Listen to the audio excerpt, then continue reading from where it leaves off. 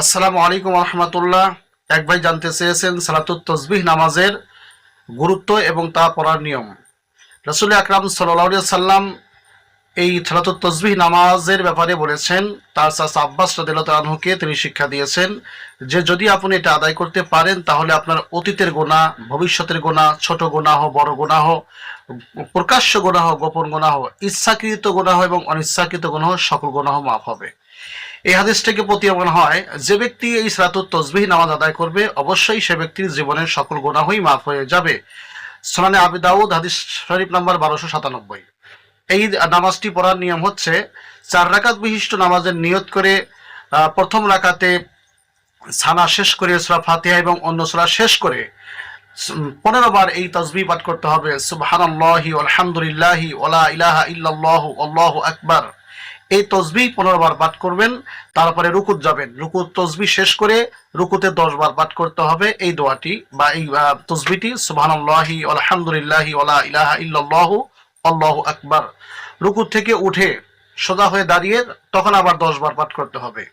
তারপরে প্রথম সিজদায় গিয়ে 10 বার, প্রথম সিজদা থেকে উঠে 10 বার, তারপরে দ্বিতীয় সিজদায় গিয়ে 10 বার, দ্বিতীয় সিজদা থেকে উঠে 10 বার। তাহলে এই টোটাল এক রাকাতে হবে আপনার 75 বার, অর্থাৎ সিজদাতে হবে 40 বার, রুকুতে ছিল 10 বার 50 বার, রুকু থেকে দাঁড়িয়ে ছিল 10 বার 60 বার, আর সূরা কিরাতের শেষে 15 বার 75 বার। এইভাবে 4 রাকাত নামাজ প্রত্যেক রাকাতে আপনার 15 বার বা 75 বার করে এই তসবিহ পাঠ করতে হবে। তাহলে 300 বার এই তসবিহ হয়ে যাবে, আপনার সালাতুত তসবিহ নামাজ শেষ হয়ে যাবে। আর সালাতুত তসবিহ নামাজ পড়াটা এটা খুবই জরুরি। রাসূলুল্লাহ সাল্লাল্লাহু আলাইহি ওয়াসাল্লাম বলেছেন যদি সম্ভব হয় প্রতিদিন পড়তে, তা নইলে অন্তত সপ্তাহে একদিন, অন্তত মাসে একদিন, অথবা বছরে একদিন, অথবা জীবনে একদিন। তাই সকলেই চেষ্টা করবেন, অভ্যাস করবেন সালাতুত তসবিহ নামাজ পড়ার জন্য। কেউ অবহেলা করবেন না। আমি আবারও বলে দিচ্ছি, নিয়ত করার পরে সানা এবং কিরাত শেষে 15 বার সুবহানাল্লাহি আলহামদুলিল্লাহি ওয়ালা ইলাহা ইল্লাল্লাহু আল্লাহু আকবার 15 বার।